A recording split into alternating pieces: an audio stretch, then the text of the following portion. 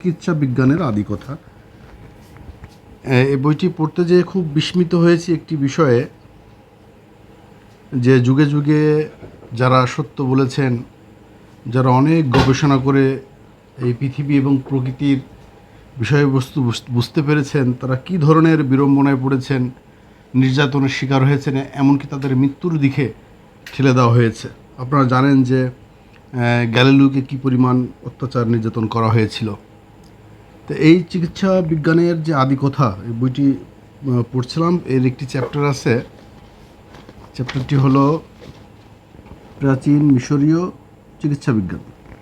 অর্থাৎ এখানে মিশরের চিকিৎসা বিজ্ঞান কী ছিল প্রাচীনকালে কী ছিল সেটি এখানে তুলে ধরা হয়েছে।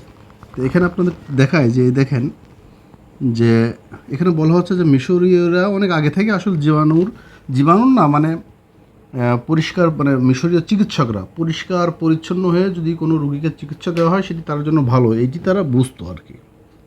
তো এখানে বলা হচ্ছে যে দেখেন যে খ্রিস্টীয় 19 শতকে লুই পাস্তর সর্বপ্রথম জীবাণুর দ্বারা রোগ হয় এই ধারণার কথা উল্লেখ করেন, এবং ব্রিটিশ সার্জন জোসেফ লিস্টারের কাজের মাধ্যমে এটি প্রমাণিত হয়।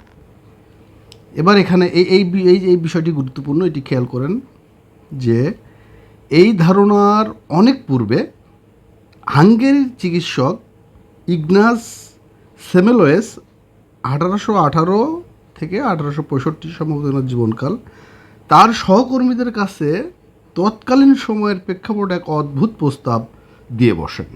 মানে তৎকালীন সময় এটি ছিল অদ্ভুত প্রস্তাব তিনি যেটি দিয়েছিলেন। প্রস্তাবটি হলো এমন: চিকিৎসা দেওয়ার আগে চিকিৎসকরা যদি কেবল তাদের হাত ধুয়ে নেন তাদের রোগীর মৃত্যু হার উল্লেখযোগ্য হারে হ্রাস করা সক্ষম হবে। কিন্তু তৎকালীন চিকিৎসকরা হাত ধোয়ার ব্যাপারে বেশ উদাসীন ছিলেন। তারা সর্বাত্মক ইনভেসিভ সার্জারিগুলোর পূর্বেও হাত ধুতেন না। তারা এই প্রস্তাব শুনে তাকে নিয়ে উপহাস করেছিলেন। এর ফলে ইগনাস সেমেলোয়েস ক্রমশই হতাশ ও বিরক্ত হয়ে ওঠেন। 1865 খ্রিস্টাব্দে সেমেলোয়েসকে একটি মানসিক চিকিৎসালয়ে পাঠানো হয়। সেখানে রক্ষীদের হাতে কঠোর মারধরের ফলে তিনি মারা যান। অথচ যে পরামর্শ দেওয়ার কারণে তার মৃত্যু হয়েছিল সেটি আজ সবার মাঝে নিতান্ত একটি সাধারণ জ্ঞান হিসেবে স্বীকৃত।